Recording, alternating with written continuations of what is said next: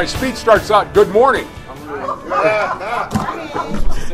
I wanted to introduce first Kathy, my wife Kathy, my chief sponsor, and my best advice, and our son Colin, looking for a job. Anybody needs a lawyer, Colin's looking. And his twin sister is in New Zealand, where they just had an earthquake today. She will be watching on the internet, and I'm sure I'll get a lot of advice from Teresa. But I am announcing today my candidacy for Lieutenant Governor. I've been around the state to a fairly good response, both from Republicans and from the press. We're looking for economic development in this state, and we're looking for political reform. And I've got some co-workers that I wanted to make sure that everybody is aware. Senator Severson, Representative Jim Sasha, Representative Ron Waite, my stalwart colleagues in the House and Senate. We have been doing the best we can in Springfield, but the next election is a chance where we can really turn things around. Illinois has not been a state very friendly to business or friendly to families because we've been driving jobs out of this state. The last 10 years, we've lost 750,000 people. More have immigrated out of Illinois than have come into Illinois. And the reason is we don't create enough jobs. We look to business for taxes, for revenue. The first time we run into a problem, we raise their workers' comp rates, their insurance rates. We are too heavy on the regulation. In fact, Iowa has made a boon out of the ethanol industry by turning permits around in 60 days. When you come to Iowa with cash in hand, are ready to build an ethanol plant, 60 days you can have your license. In Illinois, it takes an average of 16 months. And that is why, that kind of regulation is why we do not build jobs in Illinois and why families without jobs are leaving. The Lieutenant Governor has a major role in economic development, and that's one of the reasons why I'm running, is that the Lieutenant Governor has charge of the Rural Development Council, looking for ways that we can get investment back into the small towns and cities of rural and downstate Illinois. He also runs the Main Street program, chairs that commission. Again, looking at those small towns and trying to find ways to invest in small towns to make them viable, because if they're viable, then small businesses can move in there and add even more jobs. The other role that the Lieutenant Governor plays is in environmental issues. And as a farmer myself, I'm very interested in the environment. I've served on the Soil and Water District Board, in fact, with Representative Sasha many, many years ago. The Lieutenant Governor is in charge of the Illinois River Coordinating Council. Again, looking at ways of saving the environment of the Illinois River and by extension all rivers across the state, both from soil erosion but also from the industrial pollution that comes out of the Chicago market, and making sure that we can still use the Illinois River as a major transportation artery, but also cleaning it up and making it viable for not only commerce but recreation also. The second theme besides economic development and jobs is the corruption that we've had in this state and the lack of reform, the absolute lack of reform across the state. I sat on the House floor listening to the debate this spring and could not believe how the leaders of Illinois are refusing to take any responsibility for the mess that we have got this state into. The fact that Governor Blagojevich was arrested and has been indicted, I assume will soon be on trial, that image that we have to suffer as Illinois citizens is unbelievable. And yet the reform proposals that the Collins Commission brought forward were almost unanimously turned down by the leadership of the House and the Senate and by the governor.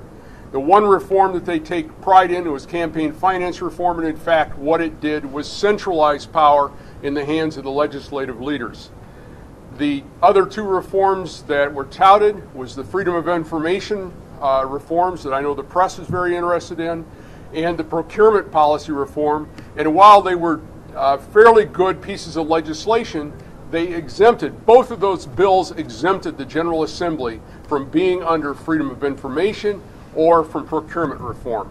And that kind of political cowardice to say that we've got our snouts in the trough and we want to continue is the problem with Illinois. The leaders are interested in continuing their own power without limit, without any time frame. All they want to do is get reelected in the majority and not worry about policy. So I am trying to stir up and help lead a citizen initiative across the state that will put a constitutional amendment on the ballot. The General Assembly normally has to do this, but in one article, the legislative article, citizens can take power back into their own hands and sign a petition to put the constitutional amendment. By next May, we need 280,000 signatures, and the initiative, as currently drafted, includes three very quick elements. One, it puts a term limit of 6 years on the legislative leaders. The second is to return to the cumulative voting and the 3-member districts in the House that we had until 1982. And many people who served in that old House remarked on how many independent House members there were. And you also had members of both political parties had representation in almost every district of the state. The third element is to then look at the redistricting process to make sure that it is done fairly, that the districts are compact, they're not gerrymandered from one side of the state to the other as we currently have, that they are contiguous in the sense that you don't split communities if you don't need to. The little town of Riverside, Illinois has about 8,000 people, and it has 6 House districts in Riverside. When they hold a parade down the main street, they go through 6 individual House seats. That's the type of gerrymandering that the citizens don't like, but keeps the leadership in power. So those 3 elements, the third element of that particular part is to make sure that as many districts are competitive as possible. The state of Ohio is doing it this way. They did a trial run, and they ended up with about 2/3 of their House and Senate seats competitive, where the quality of the candidate, the quality of their ideas, and the quality of their organization led to victory or not. And it gives the people of Ohio, at least, the chance to say, if one team down in our capital has screwed up for the last few years, we can change the members that go down there. We can elect our own representatives instead of the House and Senate leaders deciding for the people who they want to send. And under gerrymandering, that is what is happening. So these are the 2 elements of my campaign. I think that they're both necessary. Obviously, without jobs and a strong economy, we can never balance our budget. But without political reform, we're never going to be able to get the other reforms that we need. Now, just as important as the issues is my background. Now, I have served in the House for 15 years. I served on the county board before that. Not only my colleagues in Springfield, but I was named a Toll Fellow by the Council of State Governments, was named a Build Fellow by the Midwest Legislative Conference. Those are additional training for legislative leaders, and I'm proud to list both of those as accomplishments. I also, though, bring beside the legislative experience, I bring the farming experience. And most people know farmers as hard workers. They're resilient, they're resourceful, they use what resources they have, but most of all, farmers are independent and they think for themselves. And I still operate 300 acres of grain and grass seed production. I may be out on the tractor or the combine any day of the week when I'm not working at reading the voluminous emails and letters that we get. But I try to do both jobs. But farming grounds me and makes it so that I understand what it's like to not have unlimited resources, where you are restricted in how much you have a job to do, you've got to find the most efficient way to do it. State government has not seemed to have that image. They think that taxpayers' wallets are theirs and they can keep reaching in and building program after program, and that is the wrong way to look at government. You've got to say we only have so many resources, what's the most we can do, and then quit. At that point, do the most that you can do with the resources that you have and do the essential elements.